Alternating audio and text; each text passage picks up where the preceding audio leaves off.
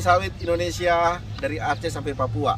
Saya bersama Ketua Apkasindo Provinsi Bengkulu, sedang di Bengkulu, ingin mengadu kepada Bung Karno. Saya ingin datang ke tempat dia pernah diasingkan. Ayo kita lihat teman-teman.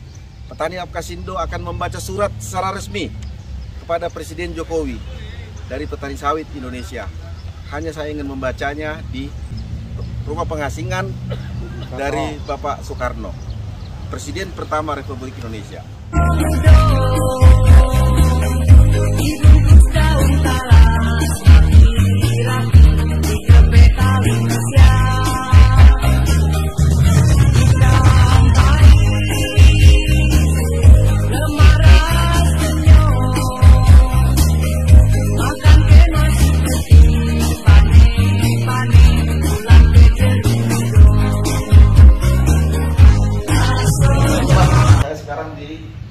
Sudah di rumah tempat pengasingan Presiden pertama Republik Indonesia. Ini ruangan apa namanya, Pak? Nah, ini dulu ruangan kerjanya Bung Karno. Ya. Ruang kerja Bung Karno.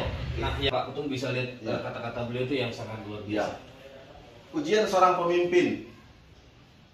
Ujian bagi seorang pemimpin bangsa, saya tidak perlu membuktikan kepada setiap pemuda yang datang padaku atau kepada dunia apa yang telah saya kerjakan.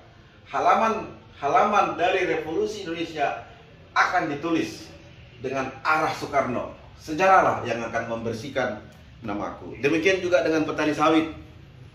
Tidak akan ada yang mampu menghapus petani sawit dari muka bumi Indonesia. Biarlah sejarah yang mencatat petani sawit adalah pahlawan Indonesia. Sini juga ya sangat bangga. Ya, ini juga Februari 1938. Bung Karno dan keluarga tiba di Bengkulu dan menempati rumah pedagang Cina yang disewa Belanda. Tanah Bengkulu yang lebih baik mengembalikan kesehatan dan semangat perjuangan Pak Presiden pertama Bung Karno. Tentu kita juga, aku ingin mengambil kilometer 0. Semangat petani sawit. Kita mulai daripada Bengkulu sebagaimana Bung Karno 1938 memulai semangatnya untuk Indonesia. Buku-buku bacaan beliau ini Pak Dr. Karim. Oke. Ini baru sendiri. Wah, itu Bung Karno dibatasi ruang geraknya Abdul Manaf, tokoh Bengkulu membagi masuk buku. Teman-teman, ini ternyata Bung Karno di rumah pengasingan ini cukup rajin ya Ketua membaca buku-buku ya. Semua buku dibaca. Tapi ada satu hal yang menarik. Ternyata Bung Karno sudah membaca buku tentang kelapa sawit tahun 19 berapa ini? 38. Bayangkan 1938 Pak Bung Karno sudah membaca buku tentang kelapa sawit. Betapa hebatnya pendiri bangsa ini Bung Karno. Ternyata Bung Karno juga sudah memikirkan sawit. Yang saat ini petani sawit sebagai pendobrak daripada ekonomi kemajuan Indonesia. Oke, jangan pernah lupa jas merah. Jangan sesekali melupakan sejarah. Itulah yang kita harus tanamkan kepada masyarakat Indonesia. Pendiri bangsa ini sudah membaca tentang sawit tahun 38. Keren. Karena itu ketika kita sekarang sedang susah petani sawit, harga sedang jatuh, jangan pernah menyerah. Kembalilah kepada nurani sebagai manusia yang beragama, sebagai manusia yang percaya kepada Tuhan Yang Maha Esa. Itu akan membuat kita kuat. Seperti Bung Karno telah melaksanakan di saat dia di pengasingan ini. Nah, teman-teman, ya, saya datang kemari ingin mengisi semangat yang lebih kuat dengan melihat perjuangan Bung Karno di masa perasingan. Coba kepada kita semua di sini, berikan aku 1000 orang tua, niscaya akan kucabut semeru dari akarnya. Berikan aku 10 pemuda, niscaya dunia akan saya guncang. Wow. Kepada pejabat negara ini, siapapun itu, dari mulai camat sampai kepada presiden dan DPR RI dan semuanya, janganlah kita lupakan demi tujuan kita bahwa para pemimpin berasal dari rakyat dan bukan berada atas rakyat. Demikian juga dengan kejadian pada 2 bulan terakhir. kita petani sawit sangat merasakan dampaknya. Kebijakan Presiden Jokowi telah mencabut menerbitkan larangan ekspor. Kita harus memaklumi tujuan Presiden untuk mengatakan kepada dunia sawit itu ada di Indonesia. Tetapi setelah larangan dicabut, justru semakin tidak terkendali kondisi sawit Indonesia, terkhusus harga petani. Analisa kami itu karena kebijakan menteri terkait justru tidak mendukung apa yang disebut dengan Pak Jokowi. Larangan ekspor dicabut, jelas pidato Pak Jokowi. Karena memikirkan 17 juta petani sawit dan pekerja sawit, maka larangan ekspor saya cabut. Harusnya itu bisa diterjemahkan oleh menteri-menteri terkait, bukan malah menerbitkan peraturan-peraturan yang hampir sama atau ganti baju saja dengan larangan ekspor. Pak Jokowi, Pak Presiden kami, saya sekarang berada di rumah pengasingan daripada Bung Karno. Tentu ada pesan yang saya dapat begitu saya masuk ke pintu pertama. Tolong, kami petani sawit jangan diasingkan. Cukup hanya Bung Karno yang pernah diasingkan.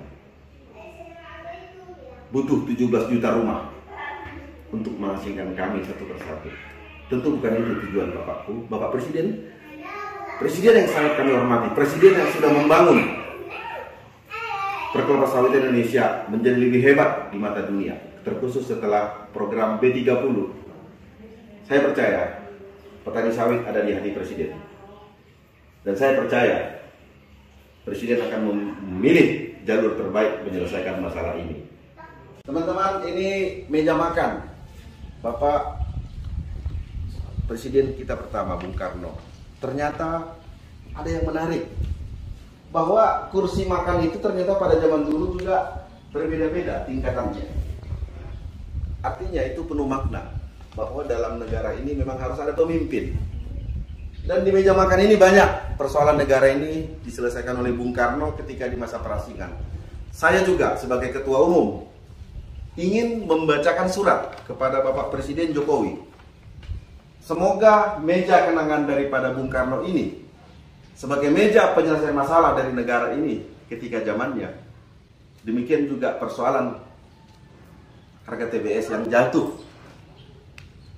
dapat menjadi berkat bagi 17 juta petani sawit Indonesia.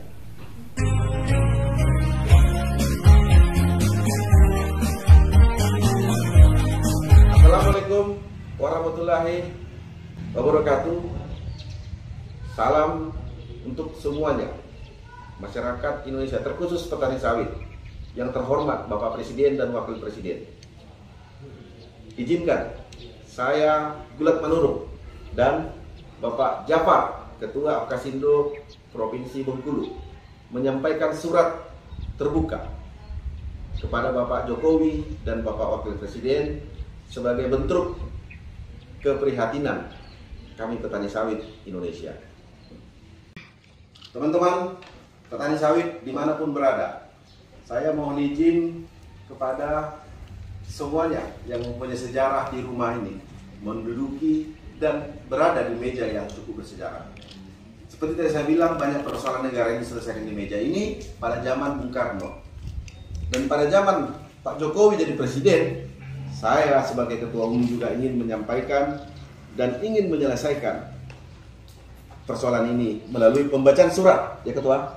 Pak Jafar, Ketua Provinsi Bengkulu, ingin membacakan surat kepada Pak Jokowi, permohonan dari petani sawit. Surat keprihatinan dari petani sawit Indonesia kepada Bapak Presiden Republik Indonesia Joko Widodo. Kami petani sawit Indonesia menyampaikan permohonan dan harapan kepada Bapak Presiden Republik Indonesia. Yang pertama, supaya Bapak Presiden mencabut daripada DMO dan DPO serta FO, karena sesungguhnya ketiga poin tersebut tidak ada bedanya dengan larangan ekspor. Karena beban tersebut telah menjadi perlambatan daripada ekspor CPO Indonesia dan turunannya. 2. Meminta kepada Bapak Presiden dan Wakil Presiden tentunya untuk segera menerbitkan peraturan percepatan daripada ekspor melalui mempermudah prosedur terlaksananya ekspor. Yang terakhir, yang ketiga, kami memberikan usul kepada Bapak Jokowi, Presiden Republik Indonesia, dan Bapak Wakil Presiden Republik Indonesia untuk urusan minyak goreng. Untuk minyak goreng rakyat, sebaiknya dibuat dalam bentuk curah dan dalam bentuk kemasan sederhana. Di mana dana yang mensubsidi tersebut diambil dari dana pungutan ekspor yang dikelola oleh BPDPKS. Jadi dengan sederhananya kami sampaikan kepada Bapak Jokowi untuk meningkatkan ataupun mendongkrak dari harga TBS petani supaya peraturan yang mengatur tentang kelapa sawit itu cukup dibebani dengan pertama biaya keluar itu untuk APBN, dan juga yang kedua adalah melalui pungutan ekspor yang digunakan oleh dana BPDPKS. Dana ini cukup untuk mensubsidi petani sawit, membangun perkebunan sawit Indonesia yang berkelanjutan, terkhusus dengan mensubsidi minyak goreng. Bapak Jokowi dan Bapak Wakil Presiden yang kami hormati, terima kasih telah mendengar suara kami pada tanggal 17 Mei yang lalu, ketika kami petani sawit datang ke Jakarta, datang ke Istana Merdeka, menyampaikan usulan supaya dicabut larangan ekspor ketiga itu. Dan Bapak Jokowi langsung meresponnya dan mencabut secara resmi tanggal 19 Mei. Pada hari ini 27 Juni kami kembali menyampaikan permohonan kepada Bapak Presiden